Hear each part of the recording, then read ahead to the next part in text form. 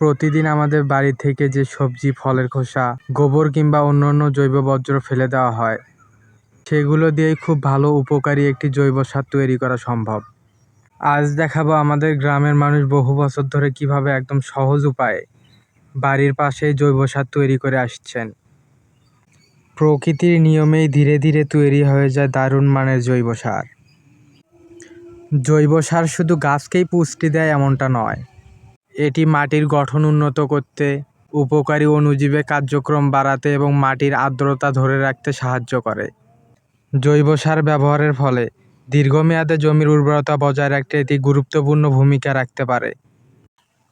গ্রামের মানুষ বাড়ির পাশে নির্দিষ্ট একটি ফাঁকা জায়গা বেছে নিয়ে সেখানে ছোট্ট একটি গর্ত করে। এরপর প্রতিদিনের গোবর, চুলার অল্প পরিমাণ কাঠের ছাই, শুকনো পাতা, যত রকমের জৈব বর্জ্য পদার্থ আছে সবগুলো ওখানে জমা করে রাখা হয়। তারপর আর আলাদা করে কিছু করতে হয় না। এগুলো প্রাকৃতিকভাবে মাটির আর্দ্রতা এবং অণুজীবের সাহায্যে ধীরে ধীরে উপাদানগুলো পচতে শুরু করে সময়ের সাথে সাথে। এইসব উপাদান মিশে ঝুরঝুরে কালচে রঙের জৈব সার পরিণত হতে 2 থেকে 4 মাসের মতো সময় লাগে। সময়টা আসলে আবহাওয়ার উপর নির্ভর করে, অনেক সময় 2 থেকে 4 মাসের বেশি সময়ও লাগতে পারে। এই সার ব্যবহার করার উপযোগী হয়েছে কিনা তা যেভাবে বোঝা যায়। সারের রং গাঢ় বা বাদামি হবে, মাটির মতো স্বাভাবিক গন্ধ আসবে এবং আলাদা করে গোবর বা জৈব পদার্থগুলো চেনা যাবে না। তখনই বুঝতে হবে সারটি পুরোপুরি প্রস্তুত। এই জৈব সার সবজি, ফলের গাছ, ফুলের গাছ বা কিংবা মাঠের বিভিন্ন ফসলে ব্যবহার করা যাবে। গাছের গোড়া থেকে সামান্য দূরে মাটির সঙ্গে মিশিয়ে ব্যবহার করলে ভালো ফলন পাওয়া যায়।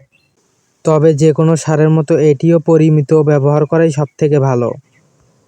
নতুন চারা লাগানোর সময় মাটির সঙ্গে কিছুটা জৈব সার মিশিয়ে নিলেও গাছের বৃদ্ধিতে সহায়ক হতে পারে।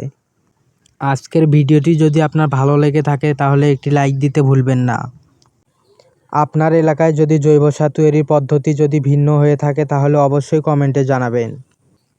আর কৃষি, গরু, ছাগল পালন ও বাস্তব খামারের এমন তথ্যভিত্তিক ভিডিও নিয়মিত দেখতে আমাদের আলবারাকা অ্যাগ্রো চ্যানেলটি সাবস্ক্রাইব করে রাখুন। পাশে থাকা বেল আইকনটি অন করে রাখুন। ধন্যবাদ সবাইকে। ভালো থাকবেন, সুস্থ থাকবেন। আল্লাহ হাফেজ। শেষ পর্যন্ত ভিডিওটি দেখার জন্য ধন্যবাদ।